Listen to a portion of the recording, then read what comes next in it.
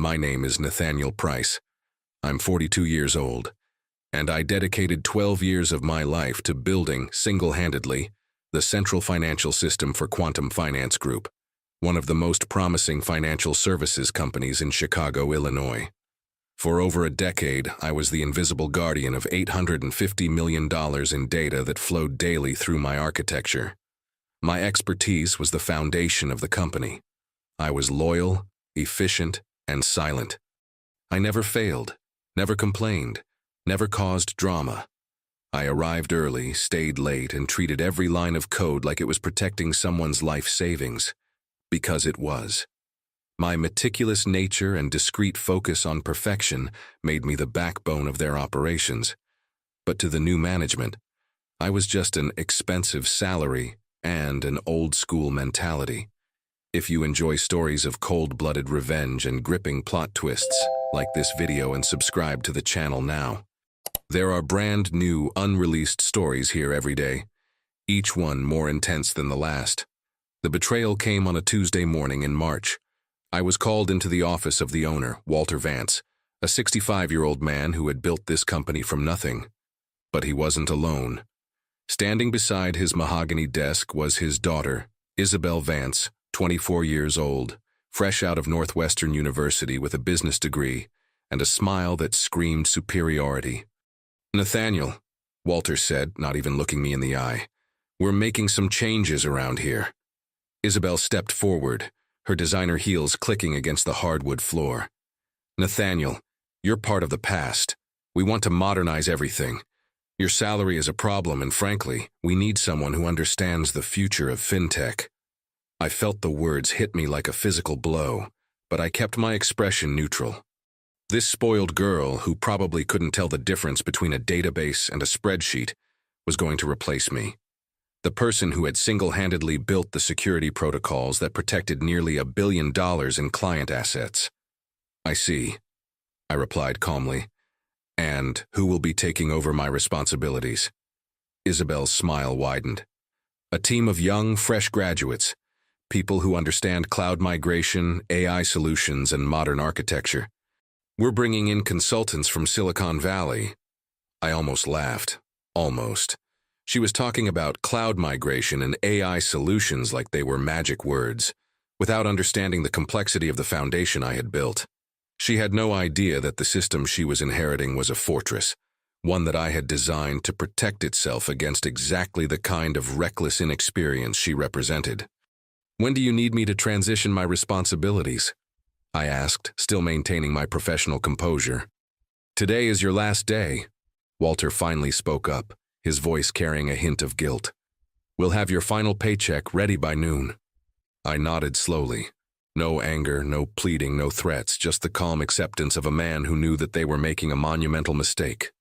You see, years ago, I had embedded something into the core of the financial system, a security protocol designed to protect the company's assets from catastrophic errors or unauthorized access. It was completely legitimate, documented in the system architecture, but the knowledge of how it worked, how to properly manage it, existed only in my mind and in encrypted files that I maintained. As I packed my personal items into a cardboard box, I watched Isabel already making calls to her modernization team. She was talking about disrupting the traditional financial model and leveraging cutting-edge technology. But she didn't understand that the system she was about to inherit wasn't just code. It was a carefully balanced ecosystem that required deep understanding and respect. Walking out of that office, I felt a strange sense of peace. They had chosen arrogance over experience, flash over substance. Now they would learn the hard way that in the world of financial systems, there are no second chances. I spent my final week at Quantum Finance Group observing. While Isabel paraded around the office with her team of consultants, I quietly documented everything. Not out of malice, but out of professional responsibility. I had built this system to last, and I wanted to ensure that whoever took over would have the resources they needed to maintain it properly. The security protocol I had embedded years earlier wasn't a trap. It was a safeguard. In the world of financial systems, you build multiple layers of protection. The protocol was designed to activate if certain critical operations were attempted without proper authorization codes, or if the system detected patterns that suggested inexperienced handling of core functions. It was like a circuit breaker in your home, designed to prevent catastrophic damage by shutting down when things get dangerous. During those final days, I watched Isabel's team with growing concern. They were young, eager, and dangerously overconfident. I heard them discussing legacy system migration and database optimization without understanding the intricate dependencies I had built over 12 years. They were planning to streamline processes that had been carefully crafted to handle billions in transactions daily. On my last day, I prepared a comprehensive transition document, 47 pages of system architecture, security protocols, and operational procedures. I included everything they would need to know, including a detailed section on the embedded security measures. I placed it on Isabel's desk with a sticky note. Critical. Please review before making any system changes. NP. I also left my personal contact information, offering to be available for consultation during the transition period. It was a professional courtesy, nothing more. I genuinely hoped they would succeed, despite how they had treated me. But as I walked out of the Quantum Finance Group building for the last time, carrying my cardboard box of personal belongings, I couldn't shake the feeling that I was watching a disaster in slow motion. The system I had built was robust, but it required understanding and respect. It was like a high-performance sports car, incredible when driven by someone who knew what they were doing, but potentially catastrophic in the wrong hands. The first sign of trouble came 3 days later. I was in my home office, updating my LinkedIn profile and fielding calls from headhunters, when my phone rang. It was Marcus Chen, a former colleague who still worked in Quantum's IT department. "Nathaniel," he said, his voice tense, "they're not reading your transition document. Isabel said it was too technical and unnecessarily complex. They're planning to start the system overhaul next week." I felt a chill run down my spine. "What kind of overhaul?" "They want to migrate the entire transaction processing system to a cloud-based platform. They're talking about doing it over a weekend to minimize disruption." I closed my eyes. They were about to attempt the most complex operation possible on a system they didn't understand, with a timeline that was completely unrealistic. It was like trying to perform heart surgery with a YouTube tutorial. "Marcus," I said carefully, "did anyone read the section about the security protocols?" "What security protocols? Isabel said your documentation was just CYA paperwork, and that they were going to clean slate the whole system." After hanging up, I sat in my office for a long time staring out at Lake Michigan. I had done everything right. I had documented the system, offered consultation, provided detailed warnings about the embedded protections. If they chose to ignore professional advice in favor of reckless ambition, that was their decision. I spent the weekend setting up my home office properly.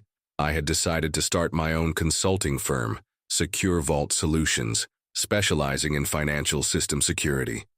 I had the experience, the reputation, and now, unfortunately, I was about to have a very compelling case study. Monday morning came, and I was on my second cup of coffee when my phone started ringing. The caller ID showed Walter Vance's direct line. "Nathaniel," his voice was strained. "We need to talk. Something's happened to the system." I set down my coffee cup. "What kind of something, Walter?" "The financial data. It's gone, all of it. $850 million in client assets, transaction histories, everything. It's like it just vanished." I felt a mix of emotions: concern for the clients whose data was now inaccessible, frustration that my warnings had been ignored, and a cold satisfaction that the system had protected itself exactly as designed. "When did this happen?" I asked. "Yesterday.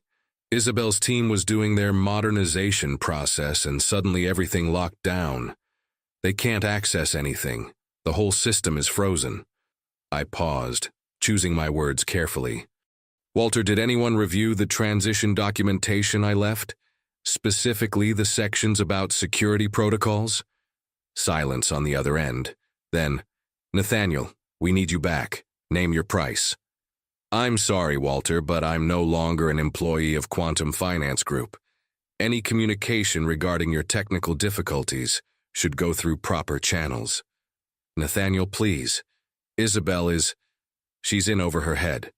The board is demanding answers. Our clients are threatening to pull their accounts.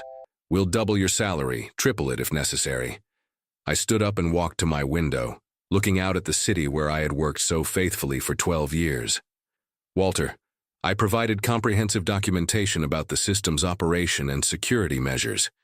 If that documentation wasn't utilized, that's a management decision that I had no part in. The line went quiet for a long moment. Finally, Walter spoke again, his voice barely above a whisper. How do we fix this? That, I replied calmly, is no longer my problem to solve. The next few days were a masterclass in corporate panic. My phone rang constantly. Walter, Isabel, members of the board, even some of the Silicon Valley consultants who had been brought in to modernize my system. Each call was more desperate than the last. Isabel's voice was barely recognizable when she finally called me directly on Wednesday morning. Gone was the arrogant confidence, replaced by barely controlled hysteria. Nathaniel, please, I'm begging you. I made a mistake. We all made a mistake. Can you please just tell us how to unlock the system? I had to admire the irony. The woman who had dismissed me as part of the past was now pleading with me to save her future. Isabel, I said calmly, I'm no longer affiliated with Quantum Finance Group. However, I did leave detailed documentation about all system operations, including security protocols. Perhaps you should consult that documentation. We can't find it, she sobbed. My assistant might have thrown it away during the office reorganization. Please, Nathaniel, my father is talking about selling the company. The board is threatening to remove him. Our clients are pulling millions in assets every day. I felt a pang of sympathy, not for Isabel or Walter, but for the employees who were about to lose their jobs, and the clients whose financial data was trapped in a system that was protecting itself from incompetent handling. I'm sorry to hear about your difficulties, I replied. But this is exactly why proper transition procedures exist. The system is functioning as designed. It's protecting client assets from potentially catastrophic errors. What does that even mean? Isabel demanded, her desperation turning to anger. It means, I said patiently, that when the system detects unauthorized attempts to modify core financial protocols, it locks down to prevent data corruption or loss. It's a safety feature, not a malfunction. Then turn it off, override it, do something. I took a deep breath. Isabel, I no longer have access to quantum systems. I'm not an employee. And even if I were, overriding security protocols would require proper authorization from the board of directors and a complete audit trail. The line went dead. She had hung up on me. That afternoon, I received a call from a law firm representing Quantum Finance Group. They were threatening to sue me for corporate sabotage and theft of proprietary information. I calmly referred them to my attorney, David Goldstein, one of Chicago's top corporate lawyers. David called me back within 2 hours, and I could hear the amusement in his voice. Nathaniel, this is the most ridiculous case I've ever seen. They're claiming you sabotaged their system, but their own documentation shows that you built legitimate security features and provided comprehensive transition materials. They're essentially suing you for doing your job too well. What's their legal position? I asked. They don't have one. They're desperate and grasping at straws. I've already sent them a response explaining that security protocols are standard industry practice and that their failure to follow proper transition procedures is not your legal responsibility. By Friday, the story had leaked to the financial press. The Chicago Tribune ran a headline, "Quantum Finance Group faces crisis after data lockdown." The article detailed how the company's attempt to modernize their financial systems had resulted in the temporary inaccessibility of nearly $1 billion in client assets. I was contacted by a reporter from the Wall Street Journal who had somehow gotten my number.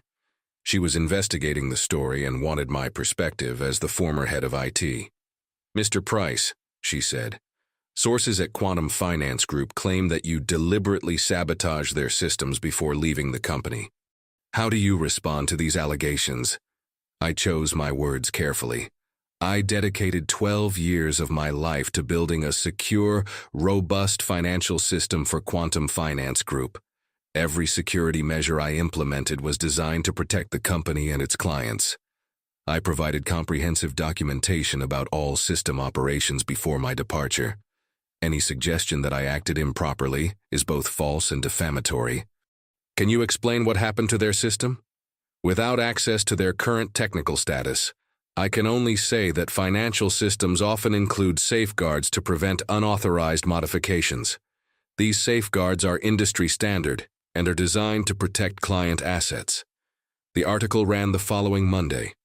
It painted a picture of a company that had dismissed experienced personnel in favor of inexperienced consultants, ignored proper transition procedures, and then attempted to blame their former employee for the consequences of their own poor decisions. The real turning point came when the Illinois Department of Financial and Professional Regulation launched an investigation into Quantum Finance Group's handling of client assets. The state regulator was concerned about the company's ability to maintain proper fiduciary responsibilities. I was contacted by the lead investigator, Maria Santos, a sharp woman in her 50s who had spent her career in financial regulation. "Mr. Price," she said during our phone interview, "we're trying to understand the sequence of events that led to this crisis. Can you walk me through the security measures you implemented?" I spent 2 hours explaining the system architecture, the embedded protections, and the proper procedures for system maintenance. I provided her with backup copies of all my documentation, including the transition materials that Isabel had apparently discarded. "This is extremely thorough," she commented. "These security measures are not only appropriate, they're exemplary. Most financial institutions would be lucky to have protections this comprehensive." "I took my responsibility to protect client assets very seriously," I replied. "That's evident.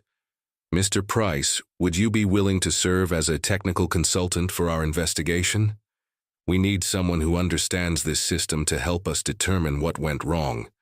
I agreed, with the understanding that my role would be purely technical and focused on protecting the interests of Quantum's clients, not the company itself. Over the next 2 weeks, working with the state investigation team, we slowly began to unlock the system.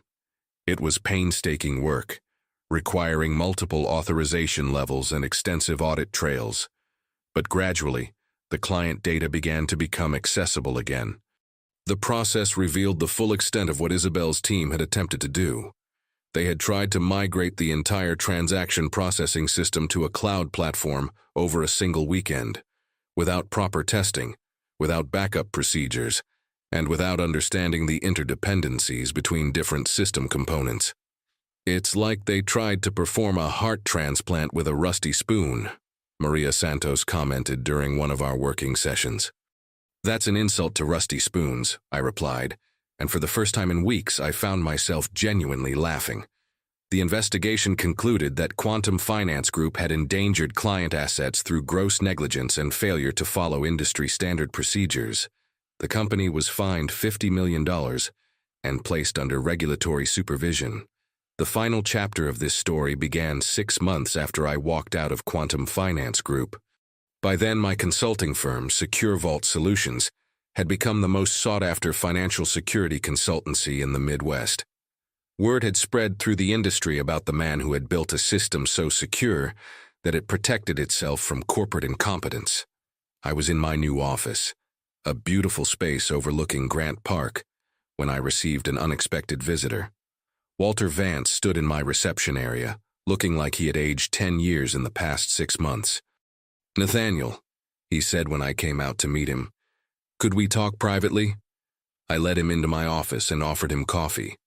He declined, sitting heavily in the chair across from my desk. "I came to apologize," he said, his voice barely above a whisper, "and to ask for your help one more time." I leaned back in my chair, studying the man who had thrown away 12 years of my loyalty for his daughter's whims. "I'm listening. The regulatory supervision is killing us. We're hemorrhaging clients every day. The board is talking about selling the company to Goldman Sachs for a fraction of what it's worth. Isabel. He paused, running his hands through his graying hair. She's in therapy. The stress broke her. I felt a flicker of something, not quite sympathy, but recognition of shared humanity. I'm sorry to hear she's struggling. Nathaniel, I know I can't undo what we did to you, but is there any way you could help us stabilize the system? As a consultant, I mean. We'll pay whatever you ask. I stood up and walked to my window, looking out at the city where I had rebuilt my professional life. Walter, the system is stable. It's functioning exactly as designed. Your problem isn't technical, it's reputational and regulatory. Then help us fix that too. You're the only one who truly understands what we're dealing with. I turned back to face him. The Illinois Department of Financial Regulation has full documentation of everything that happened. They understand that your company's crisis was caused by management decisions, not technical failures. That's not something I can fix for you. Walter's shoulders sagged. So this is it? 23 years of building this company and it ends because I trusted the wrong people? It ends, I said carefully, because you chose to ignore expertise in favor of inexperience. You chose to discard institutional knowledge in favor of trendy buzzwords. Those were your decisions, Walter, not mine. He stood up slowly, suddenly looking every one of his 65 years. You know what's funny? Isabel keeps saying she should have listened to you. She found a copy of your transition document in her car. Apparently, she had taken it home but never read it. She says if she had just followed your instructions, none of this would have happened. She's probably right, I replied. But that doesn't change what did happen. After Walter left, I sat alone in my office, reflecting on the strange turns my life had taken. I had never set out to destroy Quantum Finance Group. I had simply built a system that was too good at protecting itself, and then watched as people who should have known better chose to ignore the safeguards I had provided. The end came 3 months later. Goldman Sachs acquired Quantum Finance Group for $200 million, less than a quarter of what the company had been worth before the crisis. Walter was pushed out as part of the acquisition, his stake in the company reduced to almost nothing. Isabel's dreams of running a financial empire died with the sale. I learned about it from the Chicago Business Journal, which ran a retrospective article about the rise and fall of Quantum Finance Group.